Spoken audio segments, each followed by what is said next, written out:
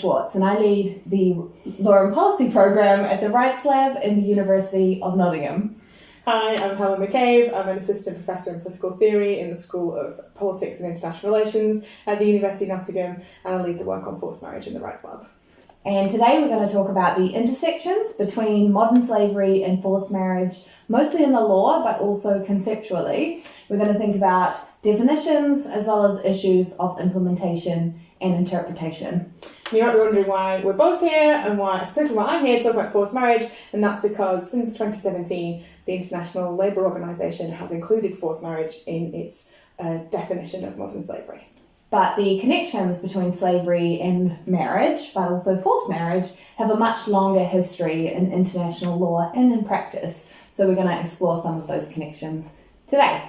So to begin with, we'll do a kind of whistle-stop tour through international legal definitions. And we're not going to delve in depth into any of these definitions, but it's important that we understand some of the fundamental concepts that shape our understanding of modern slavery. And it's important for us to recognize that modern slavery itself is not a term of law, but rather an umbrella term for a collection of practices themselves defined in law. So it's an umbrella for the practice of slavery itself, but also for forced labor, for servitude, for forced marriage, and for institutions and practices similar to slavery, as well as for trafficking in persons. So to begin with, to understand the conceptual definition of slavery, this was first codified in international law in 1926, when the League of Nations passed the Slavery Convention. And in this convention, the international community defined slavery as the status or condition of a person over whom any or all of the powers attaching to the right of ownership are exercised. And there are two critical components to this definition.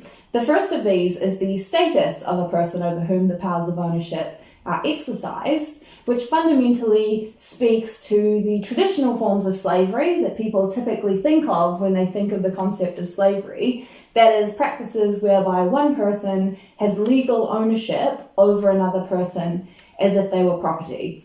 But the definition also encompasses de facto slavery, that is, the condition of a person over whom the powers of ownership are exercised. And this captures the situation where you might have a person experiencing the same kinds of situations and the same experiences that someone might have experienced in de jure legal slavery, chattel slavery, but also situations in which people are exercising the powers of ownership over another person without protections from law, but which in practice affect a relationship of ownership and control over the person that is tantamount to that property relationship.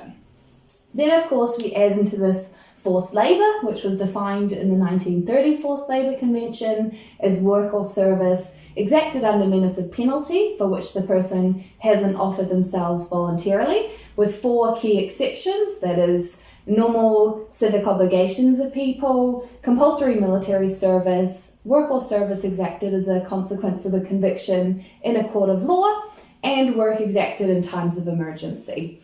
Then in the 1966 ICCPR, that's the International Covenant on Civil and Political Rights, the international community added in the concept of servitude. And this isn't defined in the international instruments themselves, but the European Court has attempted to define what servitude means, which has been affirmed by Brazil Verde, which is fundamentally about the elements of work or service exacted through coercion for an indeterminate time period. Now, one thing kind of caveat to note on that is that when the European Court interpreted servitude in this way and defined it as such, they were also defining slavery as simply legal ownership in persons. So at the time, they hadn't necessarily understood the possibility of de facto slavery, and therefore we might question the degree to which the definition of servitude is correct in light of a better understanding of the definition of slavery. Then, of course, moving forward in time a little bit, we have the probably most commonly recognized practice for many people working in this space today, which is trafficking in persons, which has a long history in international law, tracing all the way back to the late 1800s and the turn of the 20th century. but which is most commonly known for its iteration in the 2000 Palermo Protocol. And in this instrument, trafficking is defined based on three basic elements: the act of recruitment, transportation, transfer, harbouring, or receipt of persons; the means, that is some form of abuse, coercion, threat of force or use of force; and the purpose, that is exploitation. And that exploitation might include slavery or forced labour or servitude or sexual exploitation or harvesting of organs, but it's existing in that definition of trafficking as a purpose rather than as the act. So that's just important to bear in mind. Something we skipped over in our kind of whistle-stop history of international law in this space is the 1956 Supplementary Convention on the Abolition of Slavery, the Slave Trade, and institutions and practices similar to slavery.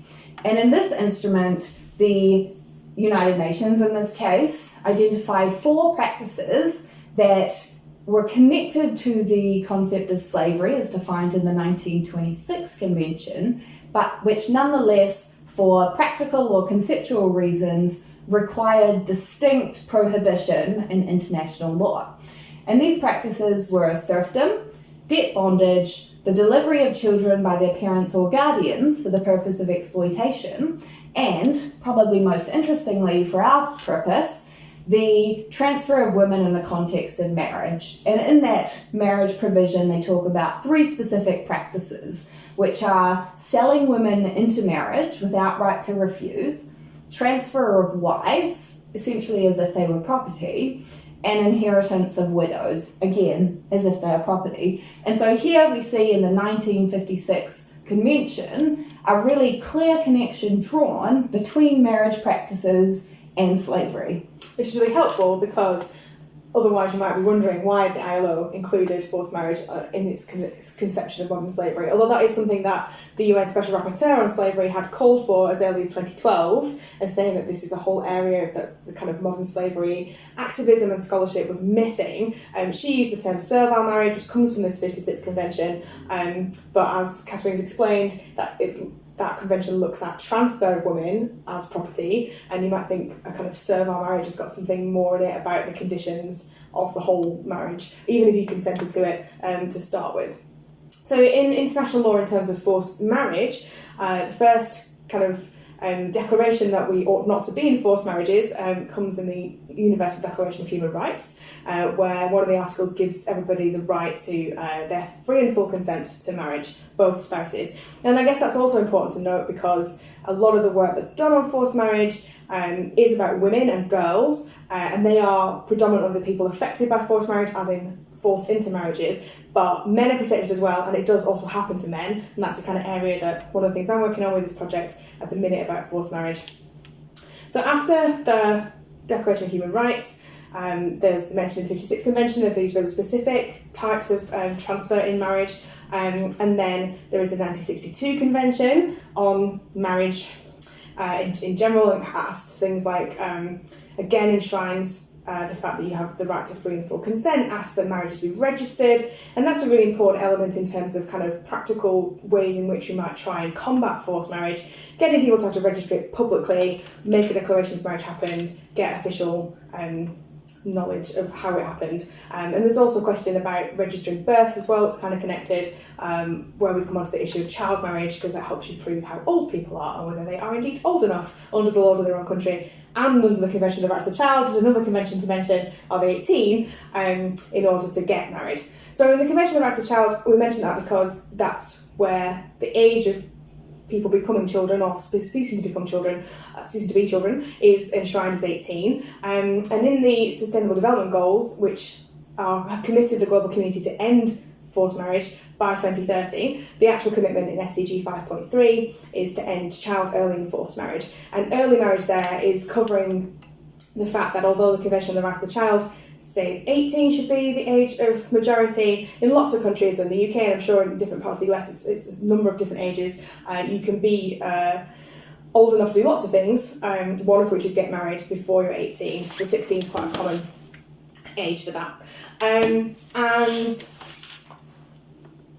often that's with the parents' consent, and then there's a kind of worry that is sometimes taken as parents as being like, well, if I think they should do it, then they can do it and it's legal, whereas actually it's supposed to be the other way around, that children could get married if they want to, but only if their parents consent, because they've still got some kind of guardianship over you in this kind of adolescent age between kind of 16, 18, often here, but maybe 14, 18, 12, 18 in different countries.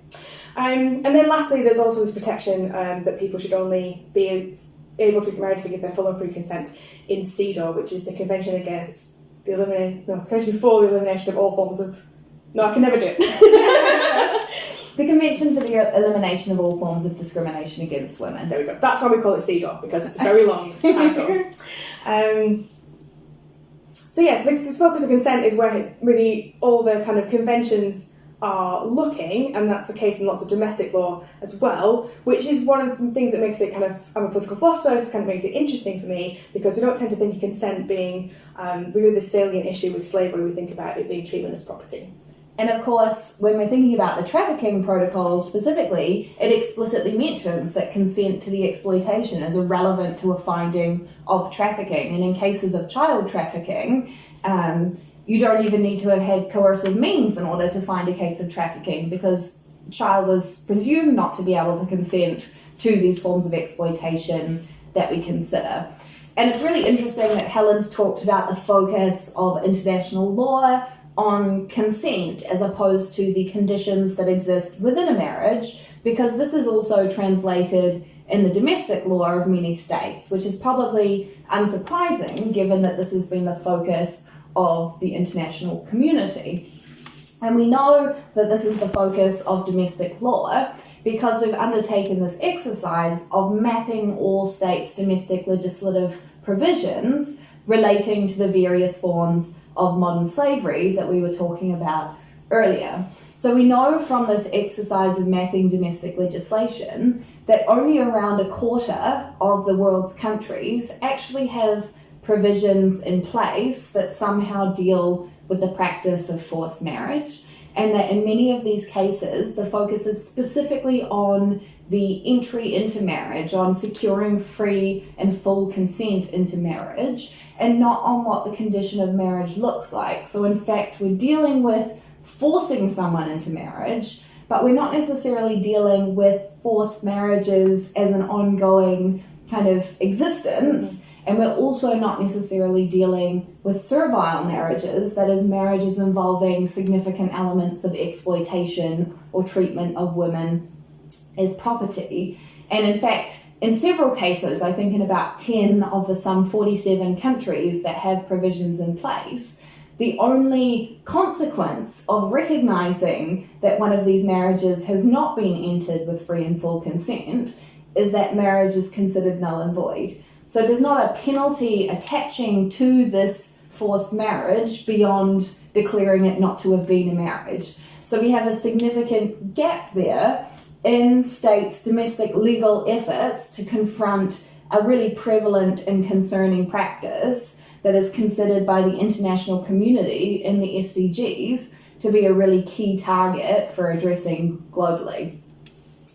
And I should flag that this is an exercise in terms of mapping legislation that is much broader than marriage, and it reveals things about states' legislative efforts to address all the different modern slavery practices and shows significant gaps in relation to states' efforts to address slavery, servitude, the three other institutions and practices similar to slavery, as well as the marriage practices. And so it's important to recognise that we've got a lot of legal work to do globally to make sure that these practices are really addressed and targeted. But I'd like to kind of drill down a little bit on thinking about the specific manifestations of legislation, because it's not just about getting legislation on the books, it's about making sure that legislation is working properly. And I think Helen has some insights specifically about the UK's legislation and its positioning. I don't know if I'm going to claim them as insights, but certainly can talk about an interesting example here. So in the UK, we have legislation against forced marriage. It's in, slightly oddly, it's part of the antisocial behaviour bill, and it seems a bit more extreme than antisocial behaviour, which tends to be like joyriding and a bit of graffiti and noisy neighbours. But it was good that got put into the bill in terms of kind of committing to achieving the SDG targets. We also have a Modern Slavery Act. That's 3 years younger, as it were, so it's come since the forced marriage legislation. So they're both a crime here, and there are much more severe penalties than annulling the marriage, although depending on, kind of frustrated a lot of people's plans about why they're marrying their children in particular, but still. So on the one hand, it's great. It's set up a special unit inside inside the Home Office and Foreign Office, the Forced Marriage Unit, and they are there to help people who feel at risk or who are reported as being at risk by concerned friends, family, neighbours. The Foreign Office is involved because forced marriages sometimes involve people being taken abroad to be married. And also a thing called a forced marriage protection order, which if social workers or teachers or police officers or people involved in kind of preventing this crime in this country think somebody might be at risk, they can have this order taken out against them, against their family or whoever it is that's trying to force them into a marriage. And then if people are convicted of forcing somebody to marry, there are quite relatively severe penalties in terms of jail time and fines. But so far, so we're 8 years down the line, and there have been 2 successful prosecutions. And one of the issues is that you have to actually prove you were forced. It's not just about I didn't actually consent or I didn't mean it or I didn't want to. It's about proving that somebody used physical force or threat of force, financial abuse or psychological abuse to make you. So often kind of involves charges also of kidnapping, of locking people in their rooms, of all sorts of awful things happen, all of which are crimes themselves, but they're being used to perpetrate this extra crime of forcing somebody to get married. So that's one issue about proving that all of that happened. How do you get evidence of that, especially after the marriage has happened? But also the difficulty is the fact that nearly always it's people's families who are forcing them to marry somebody else. I mean, there are cases of trafficking for forced marriage, but in the main, it's people's families, often people's parents or their older siblings or grandparents or guardians. And it's just very difficult. People who work in this field report very, very difficult to get people, especially often young people, sort of between 16 and 20, to go to the police, knowing that in the end, the outcome will be that your mum or your dad is in prison. And there's huge amounts of stigma associated with that inside your community. You can imagine, right? Like Family Feud on an epic scale if you've got somebody put in jail. And when you add in some communities, a kind of complex understandings of honour, and this has brought dishonour and shame to the family if you don't get married, if you go to the police about this. Lots of terrible cases of people having to leave everything they know and everybody they've ever known and move across the country for fear of their lives. And so, in a sense, the very teeth of the legislation are, to some extent, maybe making it harder to get convictions and therefore to kind of practically end the problem. And that's often in some of the difficulties with this coercion element that Helen's been talking about, a symptom of the fact that this sits in criminal law, and the threshold for criminal law in terms of burden of proof is quite high. Of course, we know in most jurisdictions the burden for proving a crime is much higher than proving a civil claim, and so that raises the threshold for the level of evidence and the confidence in evidence that you have to attain in a case, but it also raises the severity of the penalties, and in some cases, as Helen's flagged, may not be an appropriate avenue for redress in the case from the perspective of those people in their communities and in their families.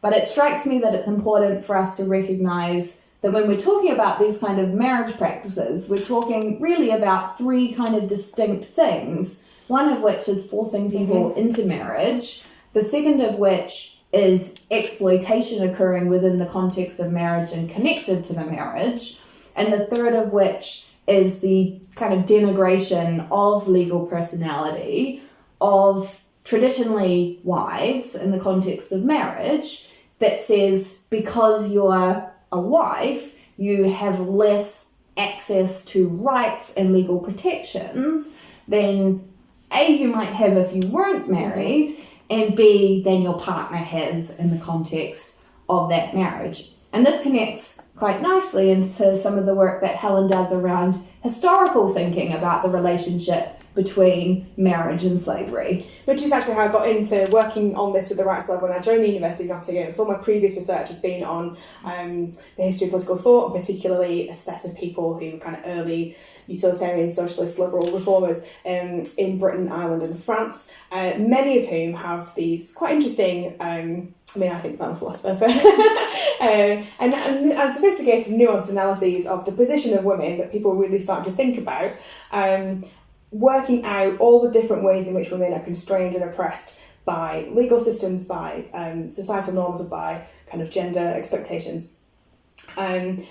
Some of which leads them to make claims about women being in domestic servitude, about women being in domestic slavery, that marriage is a form of slavery. They haven't got all the terminology we've got to use really in terms of kind of explaining their thinking in kind of the nuanced ways we could now say it's an institutional practice similar to slavery. It's so one of them, for instance, talks about legal slavery, when what I think he means is de facto slavery, definitely not de jure, but that's what he's trying to work out, is like slavery's just recently been abolished in Britain, the British Empire, but women are in this position that looks sort of similar in some ways, but obviously isn't in other ways because they're not actually legally owned, but there's lots of other things that are constraining them.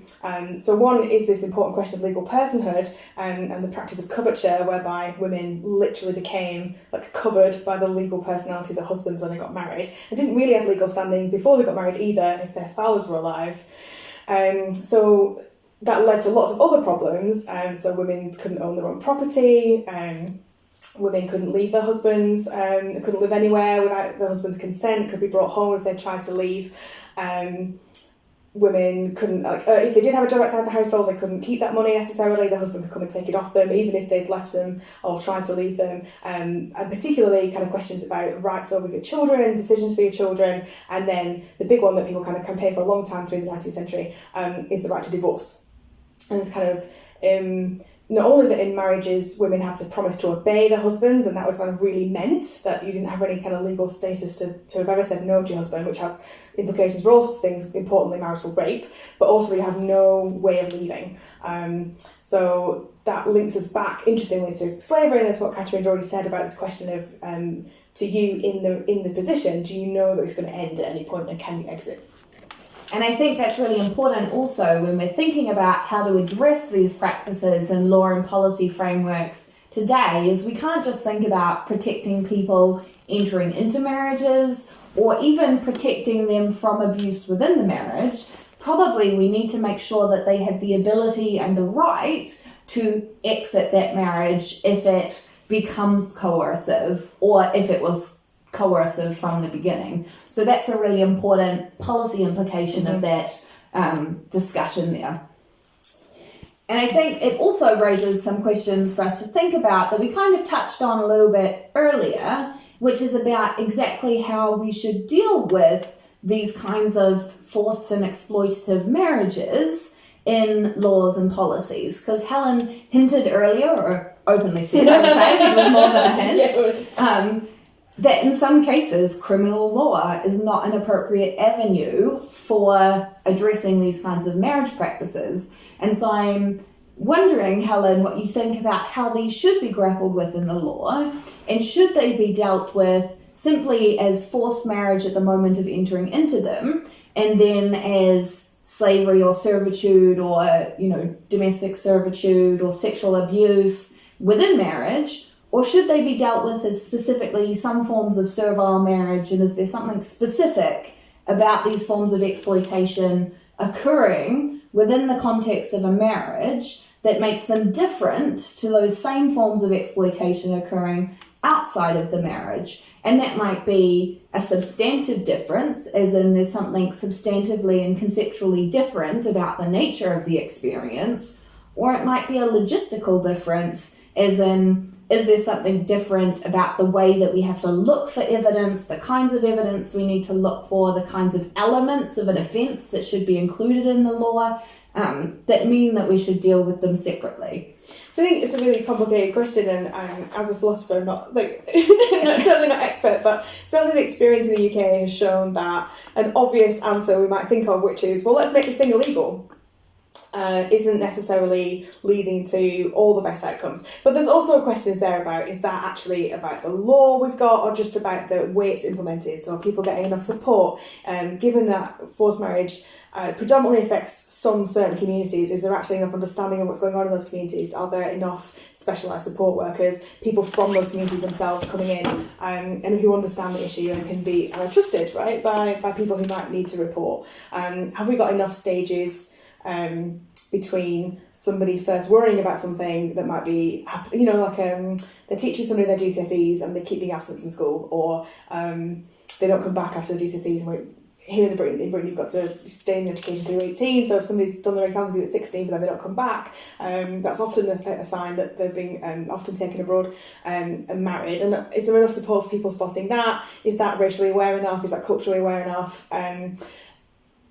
Can people get help? Is the help useful? So I think there's kind of questions about implementation of the law, but it does raise an interesting question about whether the criminal law in particular is the right way to go about it. Should it be family law? Should it be civil law? Should it be something else? On the other hand, it's a really serious crime. So it does seem to be this push that we should be dealing with it as a serious crime. And this is something that the international courts have been struggling with as well. So they're particularly interested in forced marriage in conflict, and a series of conflicts has become an increasingly salient issue. So ad hoc courts set up by the Security Council at the UN have looked at this, but also the International Criminal Court. Should forced marriage be a specific crime against humanity? Is there something specifically different? And some academics have argued that there's a specific crime of being made to be somebody's wife, because wife comes with such a huge amount of cultural connotation, particularly where you might think that binds you kind of eternally, like literally eternally if you're religious, thinking about marriage religiously, or in some religions, certainly Christianity. But also kind of stigma that is then experienced by women after these conflicts, when these marriages break down, that they've been treated as if they were somebody's wife. Does that come with a kind of whole bundle of stigma and problems that aren't covered if you also say all other things that happen to them, rape, forced domestic service, sometimes forced working conflict and stuff.